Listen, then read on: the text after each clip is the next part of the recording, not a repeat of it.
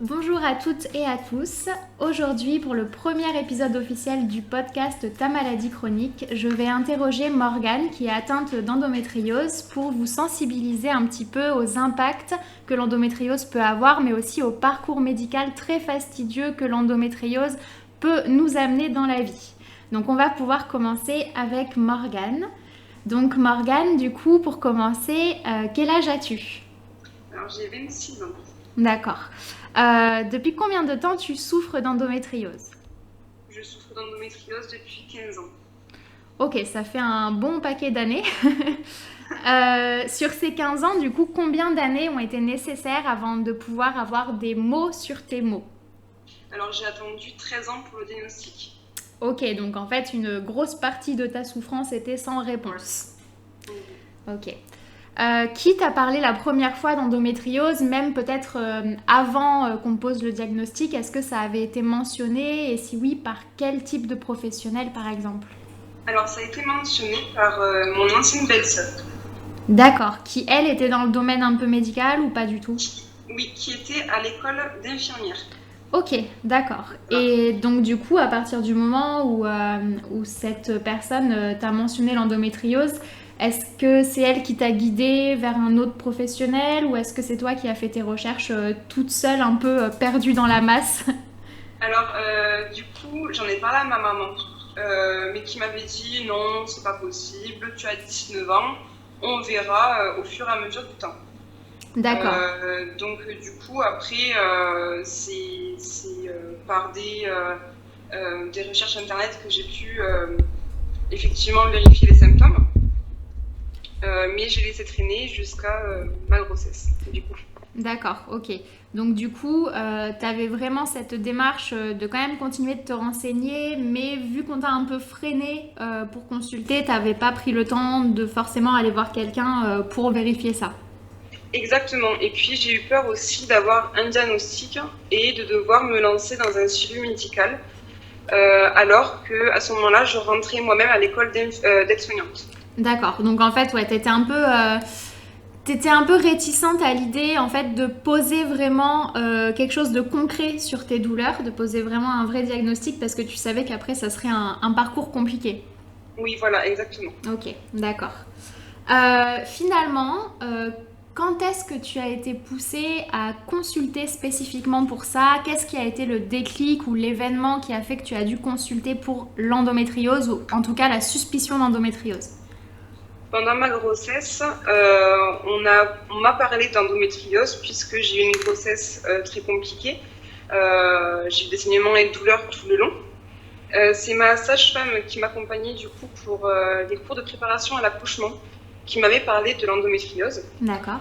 Qu'effectivement, ça y ressemblait. Et donc, du coup, j'ai dû attendre mon rendez-vous postpartum D'accord. pour pouvoir demander un IRM spécifique du coup à une gynéco. Mhm. Et donc du coup là j'ai pu passer mon IRM, mais même elle avait un doute sur l'endométriose. D'accord, donc en fait tu n'étais toujours pas vraiment crue et écoutée malgré les symptômes. Donc voilà, Et exactement. malgré le fait qu'en plus un professionnel de santé ait quand même suggéré que c'était probable, on a remis en question la parole de ta sage-femme au final. Voilà, mais de toute façon, dans cet hôpital où je me faisais suivre, depuis mes 16 ans, on faisait que me trimballer. Quand je parlais de douleur pendant mes rapports, on me disait que c'était pas possible, qu'à l'examen il n'y avait rien. Donc c'est vraiment ces professionnels-là, dans ce couloir, je me souviens, le couloir de la gynéco, euh, il n'y a aucun gynéco qui m'a écoutée. D'accord, ok. Bon, malheureusement c'est assez typique comme Oui. discours quand on attend le diagnostic de l'endométriose, donc pas vraiment étonnant malheureusement. Je reviens sur ce qui a poussé un petit peu à te questionner encore plus, donc ta grossesse. On sait que certaines femmes atteintes d'endométriose subissent une infertilité, voire une stérilité.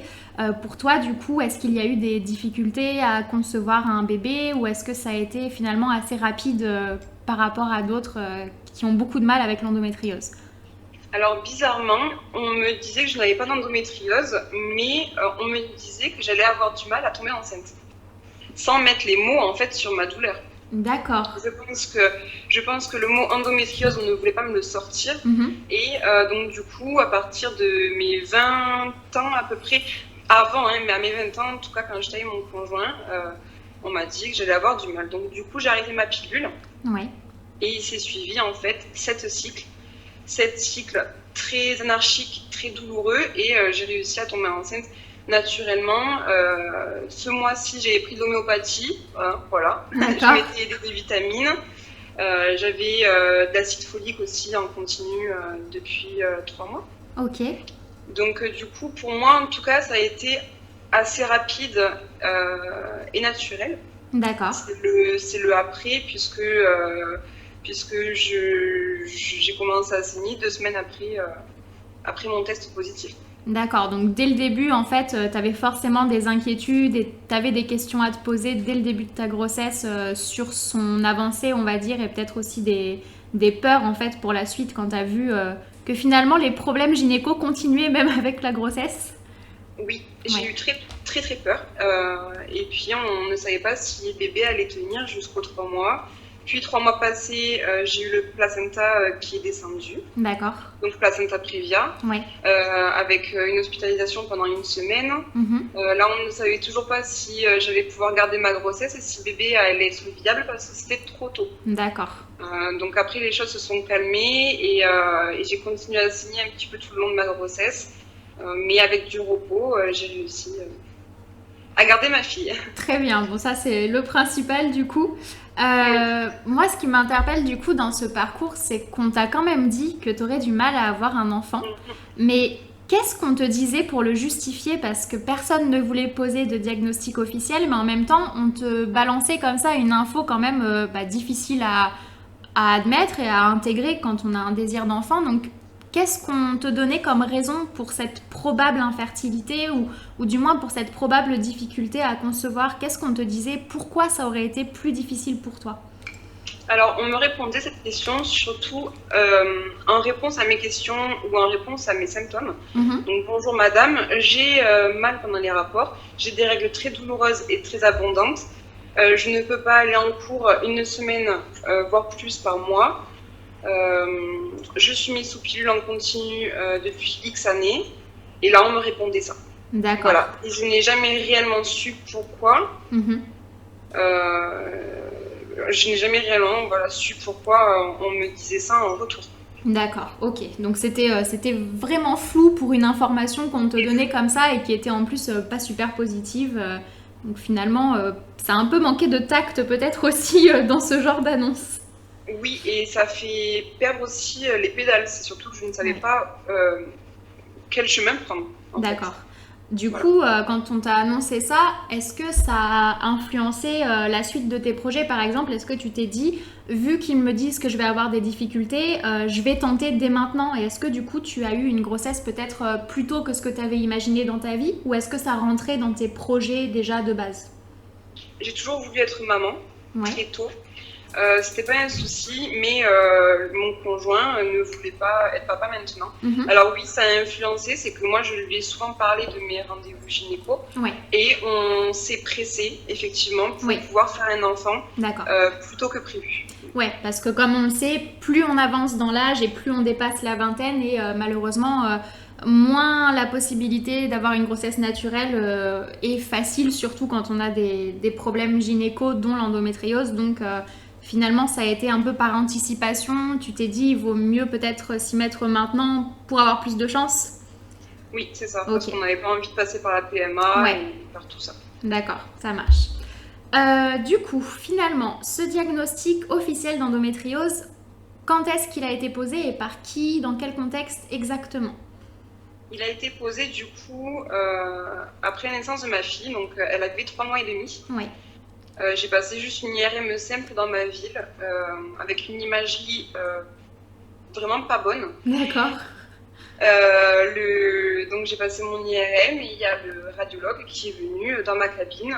J'étais à peine rhabillée et il m'a dit écoutez, moi je vois de l'endométriose, je vois des kystes et je vois une adénomiose, mais on peut penser que c'est dû à la cicatrisation du placenta. D'accord. Voilà. Donc, du coup, c'était à revérifier, mais en tout cas, il m'a dit mot pour mot, j'en mettrai ma main à couper que vous avez de l'endométriose. D'accord. Bon, donc vraiment, tu avais un professionnel de santé qui était assez sûr de lui. Oui. Et du coup, suite à cette IRM avec cette hypothèse diagnostique quand même assez présente, tu as consulté quelqu'un spécifique pour l'endométriose du coup suite à ça? Oui, j'ai été du coup à Bordeaux, Oui. au centre d'endométriose. J'ai consulté le docteur Richard, Oui. qui m'a du coup prescrit une ménopause artificielle Oui. et une IRM pour 6 mois après mon premier IRM. D'accord. Là, on a eu donc du coup le diagnostic. Pour elle, ce n'était que de l'endométriose et il y avait juste un nodule. D'accord. Ok. Voilà. Ok. Donc, tu as eu ton traitement par injection, du coup, c'était du décapeptyl? Oui. Ouais, ok. Décapeptyl pendant 1 mois, D'accord. x3. D'accord. Et donc ensuite, le temps est passé, tu as refait une IRM pour voir où ça en était, c'est ça? Voilà, c'est ça. Ok. Et suite à cette IRM, comment ça s'est déroulé? Qui tu as consulté? Qu'est-ce que l'IRM nous racontait? Alors, du coup, j'ai renoncé à l'opération, Oui. puisque quand on m'a dit il n'y a qu'un nodule qui fait même pas 1 centimètre, je me suis dit que ça ne servait à rien de subir une opération pour si peu. Ouais. J'avais l'impression qu'on ne m'écoutait pas encore à ce moment-là, donc j'ai préféré me mettre en retrait. D'accord. Pour me refaire, du coup, pour reconsulter à Carcassonne, dans ma ville, Oui. une spécialiste qui ne l'était pas forcément, et D'accord. qui m'a opéré du nodule en question, qui me l'a juste coupé. D'accord, ok. Donc il y a eu, ça a été vraiment fait en surface. Voilà, exactement. Ok, d'accord. Donc suite à cette opération, la convalescence a été un peu compliquée de ce que je sais. Ça a été un peu long, même au niveau de la cicatrisation. Je me rappelle un peu du coup du parcours. Du coup, suite à cette opération, donc il n'y a pas eu forcément d'amélioration, même pas du tout. Non, j'ai récidivé 1 mois post-op. Voilà, donc tu as finalement dû continuer ton parcours du combattant pour être prise en charge dans de meilleures conditions. Et du coup, qu'est-ce que tu as mis en place dans ta prise en charge? Qui es-tu allé voir? Qu'est-ce que tu as entamé comme démarche ensuite? Alors du coup, j'ai continué ma pilule normale. J'ai continué à souffrir. Et j'ai pris mon mal en patience, puisque financièrement, je ne pouvais pas consulter autre part. Ouais, d'accord. Ni faire le chemin, c'est aussi le problème quand on est malade. Je ne peux pas travailler, je ne pouvais pas travailler à ce moment-là. Ouais. Donc du coup, j'ai attendu jusqu'à janvier 2020. Donc je me suis fait opérer en mars 2019. C'est qu'en janvier 2020 que j'ai pu du coup rencontrer le professeur Leguevac à Toulouse. D'accord, qui lui est un professeur très reconnu dans son domaine pour l'endométriose du coup. Exactement. Ok. Donc, comment as-tu vécu ce rendez-vous avec le professeur Legvac? Est-ce qu'il y a eu un soulagement? Est-ce qu'il y a eu du positif, mais aussi de la colère par rapport à ton suivi d'avant? Comment tu l'as vécu tout ça, ce rendez-vous avec un vrai spécialiste? Alors oui, j'ai eu de la colère. Ouais. J'ai eu beaucoup de colère puisqu'il a mis les mots définitifs sur mon adénomiose. Oui. Donc là, c'était sûr, j'avais bien de l'endométriose et de l'adénomiose. Il expliquait mes douleurs, il a expliqué aussi ma récidive, aussi rapide. Il m'a vraiment écouté sur mes douleurs, vraiment sur l'ensemble. C'est la vie sexuelle, la vie de couple, la vie de femme, oui. Le métier qu'on ne peut pas faire du coup, tout ce qu'on ne peut pas faire au quotidien, il a vraiment entendu et il m'a pris en charge dans la globalité. D'accord, donc tu t'es sentie vraiment soutenue et tu as eu l'impression en fait d'arriver enfin à l'aboutissement de ta prise en charge. C'est totalement ça. Je suis sortie du rendez-vous et j'ai pleuré. J'ai pleuré parce que enfin on mettait les mots sur mes douleurs et on m'écoutait. D'accord, ok. Donc ce professeur t'a opéré cet été de mémoire. Voilà, c'était au mois d'août, il me semble. Oui, okay. Le 7 août. Très bien.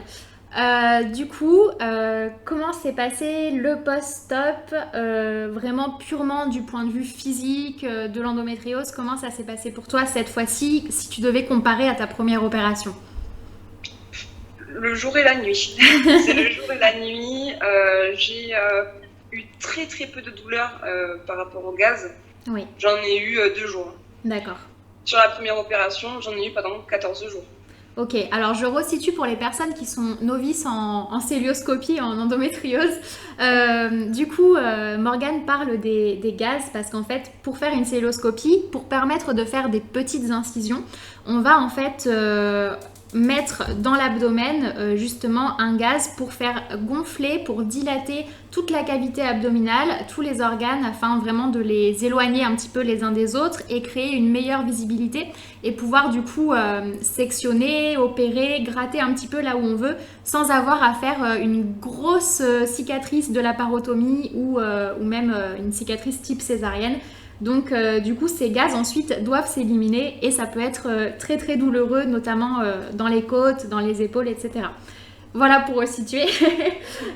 Finalement, je sais pas ce que t'en penses, mais moi j'avais trouvé que c'était presque au final les gaz qui faisaient plus mal que les cicatrices en elles-mêmes. Je sais pas si tu l'avais vécu pareil, en tout cas sur ta première opération. Moi aussi. Ouais. Je me souviens vraiment que je ne pouvais même plus bouger. Je sentais les gaz bouger, Ouais. me compresser la poitrine, appuyer sur mes poumons parce que j'avais une bulle qui était bloquée en plus au niveau d'un poumon. Vraiment, c'était très pénible Ouais. et bien plus que effectivement les ouvertures qu'on peut nous faire, quoi. Exactement, c'est terrible, mais finalement, c'est pas la chirurgie en elle-même qui est compliquée, c'est plutôt tout ce qui est autour, je Ouais. trouve en tout cas. Oui. Ok.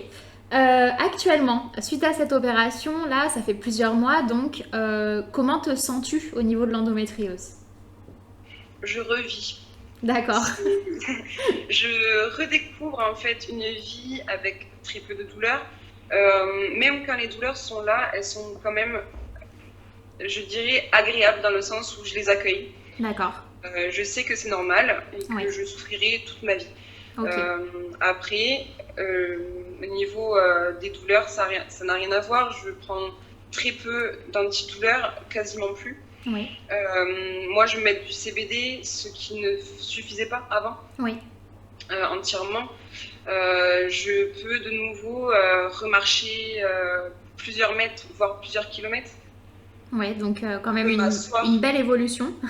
Oui, je peux m'asseoir, rester assise pendant longtemps. D'accord. Je peux rester debout. Mhm. Donc vraiment, il y a une grosse amélioration. Ok, bon.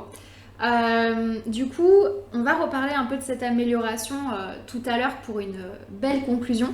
Mais en attendant, par rapport à ta prise en charge antérieure et à toutes les années que tu as dû attendre et encaisser avant d'être bien écoutée et soignée, est-ce que l'endométriose a eu un impact, notamment sur ta vie personnelle, sur des projets professionnels, sur ta vie sociale? Est-ce qu'il y a des projets, des sacrifices que tu as dû faire, moduler pour justement t'adapter à cette vie avec l'endométriose?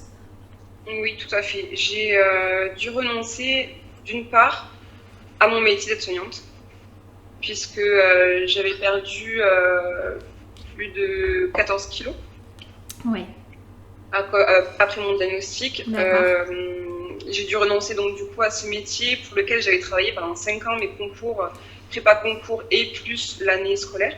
d'accord, J'ai aussi un bac pro aménagement paysager qui me sert pas à grand chose, du coup malheureusement. J'ai dû renoncer du coup aussi à être une maman lambda, puisque dans les premiers mois de vie de ma fille, j'ai passé les mois à souffrir. J'ai dû apprendre à être une maman différente et à laisser de côté la mère que j'aurais voulu être. La mère d'accord. qu'on idéalise, le rôle de maman qu'on idéalise. Ouais, Et aujourd'hui, je suis séparée depuis 4 mois et demi du papa de ma fille, puisque la maladie a eu aussi un impact dans ma vie sexuelle, dans les humeurs, les autres humeurs, à cause des traitements que j'ai enchaînés, ouais, bien sûr. à cause de la douleur que l'on vit. C'est vraiment un cercle vicieux. Et avant l'opération, je m'étais vraiment renfermée dans une bulle de douleur et il n'y avait que la douleur qui comptait dans mon quotidien. Ouais, bien sûr, on commence à prioriser en fait vraiment notre vécu corporel et on se renferme dessus complètement. Voilà, c'est Mm. ça. C'est vraiment le matin, on se réveille, on a mal, on se couche le soir, on a mal. Oui, On peut plus voir le positif, on n'arrive plus à être ouvert aux autres et ouvert à certaines discussions, mhm. ce qui a fait que forcément les choses se compliquent dans un couple et aujourd'hui on a dû aussi surtout en fait laisser aller aussi cette famille qu'on avait construit avant la maladie. D'accord. Donc effectivement, beaucoup de choses qui ont dû être modulées, modifiées pour s'adapter, mais aussi par la force des choses finalement à cause de la maladie. Oui. Ok. Du coup, là, après ce vécu un peu compliqué, est-ce que tu dirais que l'endométriose t'a quand même apporté quelque chose, t'as appris des choses ou t'as peut-être fait voir les choses différemment? Oui, tout à fait. Je l'ai toujours dit, sans la maladie, à l'heure actuelle, je pense que je serais pas aussi mature. J'aurais pas rencontré les personnes que je connais aujourd'hui. Euh, J'aurais pas appris aussi à écouter les autres, à écouter mon corps et à écouter aussi les douleurs des autres. Puisque en fait, on apprend aussi que la souffrance que l'on vit au quotidien, elle se lit pas forcément sur notre visage Oui. et on le dit pas forcément aux autres. Mm. Et c'est pareil pour les autres personnes qu'on a en face de nous, elles peuvent souffrir, mais elles ne le diront jamais. Du coup, ça permet aussi de pouvoir vraiment voir la vie d'une autre façon. Euh, je suis malheureusement, je suis malade, je souffre, mais je suis quand même contente. Pour moi, ça a été un cadeau de pouvoir vraiment vivre cette expérience-là, puisqu'aujourd'hui je souffre moins. Je dirais peut-être pas la même chose si je souffrais toujours Oui. comme avant. Mais en tout cas, aujourd'hui, malgré voilà, la séparation, comme toi, tu sais, personnellement, j'ai déménagé 3 fois en 3 mois. C'est malgré tout ça, il y a quand même une bonne part de positif. C'est une expérience humaine que D'accord. l'on vit. Ok, donc effectivement, on peut retenir que l'endométriose t'a fait grandir, t'a fait considérer les choses de manière différente envers toi-même, envers les autres, et du coup peut-être que finalement ça te sera utile à un moment ou à un autre dans le futur pour d'autres relations ou pour des projets éventuels, etc. Tout à fait, de toute façon, c'est une leçon de vie que l'on apprend toutes et tous en fait. Oui, ok. Du coup, à l'heure actuelle, vu qu'il y a quand même une belle amélioration, alors certes c'est pas parfait et malheureusement je tiens à le rappeler ici pour les personnes qui ne le vivent pas, mais l'opération ne guérit pas l'endométriose, elle peut l'améliorer, la mettre en silence, mais on a souvent soit des séquelles, de résultats d'années de douleur avant, soit du coup des récidives. Mais restons sur la note un peu plus positive avec cette amélioration. Comment est-ce que tu envisages ta vie future en incluant cette endométriose qui est quand même toujours là en fond, mais est-ce que tu as des projets? Comment tu vois l'avenir en tant que personne atteinte d'endométriose actuellement? Alors, je vois l'avenir un peu plus sereinement, dans le sens où j'ai connu la douleur très très forte, la dépression, le fait d'être perdu dans sa vie. Oui. Donc, c'est une période que je ne souhaite plus vivre. Et même si je reviens à souffrir, et j'espère pas autant qu'avant, mais je me dirais toujours en fait qu'il peut y avoir du mieux puisque je le vis actuellement.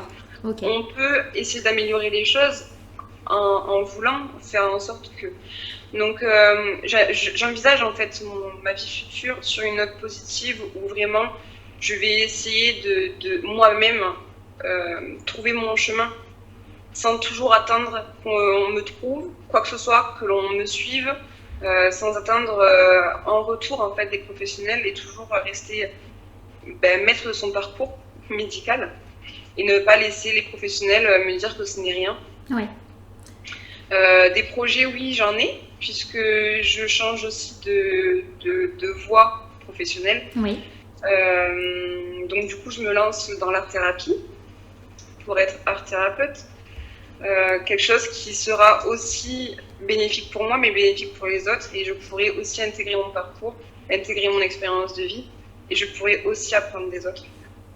D'accord. quelque chose qui se vit aussi avec ma maladie et qui est plus adapté, disons. Ok, donc oui, en fait, tu fais en sorte de mettre à profit tout ce que tu as vécu pour aller vers le soin des autres finalement dans l'art thérapie, même si c'est pas forcément pour aider des personnes atteintes d'endométriose, mais le fait d'avoir connu la douleur, la maladie, du coup, tu ne peux être que plus empathique envers les personnes qui ont besoin d'aide et de soins. Oui, c'est tout à fait ça. Mm. C'est vraiment, on apprend à s'ouvrir aux autres Ouais. et à vouloir aider, en fait. Ok. Donc finalement, des portes ouvertes maintenant et de l'espoir pour conclure globalement ton parcours. Oui, exactement. C'est Ok. tout à fait ça. Bon, parfait. Du coup, on a terminé. J'ai fini toutes mes questions. C'est très probable, si tu es d'accord, que je te réinvite à discuter endométriose, mais sur des plans peut-être un peu plus précis, peut-être sur les traitements naturels, peut-être sur l'évolution aussi de ta future vie professionnelle avec l'endométriose, ou plein de petites choses comme ça. Ça peut être aussi le vécu de la maternité. Il y aura plein de thèmes qu'on pourra aborder. Donc en tout cas, merci beaucoup d'avoir accepté de faire le premier épisode avec moi. Ben, avec grand plaisir. Et du coup, j'espère qu'on pourra rediscuter sur le podcast d'autres choses si tu as envie d'y contribuer de nouveau. Oui, vraiment, ça me fait plaisir. Bon, bah super. Du coup, je vais pouvoir te libérer. Et je te dis à bientôt et merci beaucoup encore d'avoir participé au premier épisode Merci pour l'inaugurer. À bientôt.